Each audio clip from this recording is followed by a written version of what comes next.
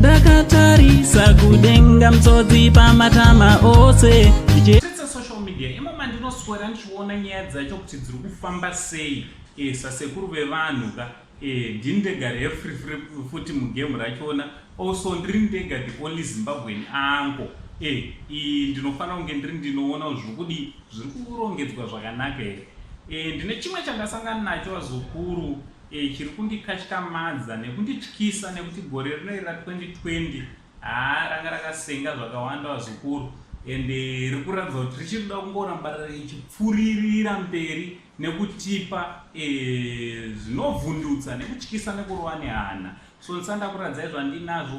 Kana unga usati wasubscribe kukurudzirana kusubscribe wesa notification bell zvakanakira kuti pega pega patinongokanda nyaya video richingoti ngori iwe unobva watoziviswa muzukuru wangu wobva watotanga kutozvionera kuti zviri kutora nzvimbo anditi so teraka muzukuru pane chimwe chandasangana nacho. Pane vanonzi madzibaba Skynage madzibaba Skynage. So madzibaba Skynage ava sekuziva kwenyu pane umwe muprofita akambotaura akati pane female celeb achasvikawo paachapfuura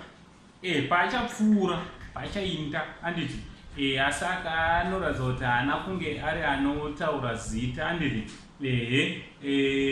akangotaura zvoni amunyorera message email. So well zvinova zvinhu zvakadii zvinhu zvakanaka amen. Ndingati zvakanaka here kana zvakaipa ibasa renyu zukuru anasadare kuti mutiudze kuti munozviona sei anditi so madzibaba Skynage wazoti aiwa inini alright ngandizvitaurire ndega vazvitaurire vega patsamba yavanyora yandinayo pana right yabva yanyorwa ikanzi mangwanani akanaka varanda vashe nemutsa. So ndakapera iri ndakanzwa mumwe muprofita aiti ari kuoneswa nedenga paine one female celebrity or actress achapinda nenjodzi munguva iri kutevera iyi. Ini ndikati kana chiri chokwadi ndine nharo nazvo ndoda kubvunza iye Mwari wacho kana ndakatumwa naye kuzobata basa rake hazvingaitike ndisingazive zviite. Nhasi uno ndaratidzwa zvose sezvazviri asi ndanzi naIshe nokuda kwokuzvitutumadza kwake murandakadzi uyu kunyange ukamunyeurira haambokupinduri. Asi ndangoti ndikuzivisei vanhu mugare mazviziva kune vanomufarira vese munamatireiwo amai hanzi munamatireiwo amai vanozviti Taira oro Madam Boss anditi Madam Boss hanzi handidi mari yake handidi pfuma yake sezvaanogona kufungidzira handiti kuti ndo zvandiri kuda.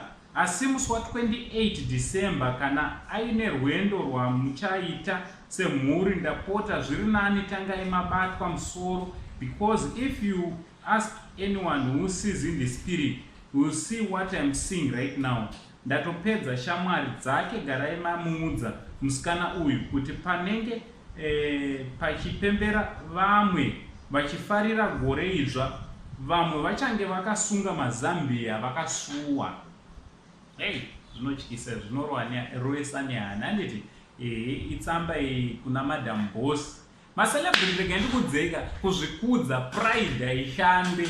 Inonzi pride haishande kungonzi celebrity kungora kuti une vanhu vanokucelebrate, but that doesn't make us kuti muve muri vanhu vari better than anybody else anditi.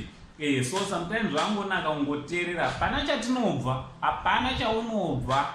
Wanzwa pamanzwa zukuru ndakutotaurira hawo maceleb ese because maceleb vanoita ungati vane yavo nyika yavanorarama vari vega. Amen. So what do you think nezvanyorwa nevanonzi madzibaba Skynage?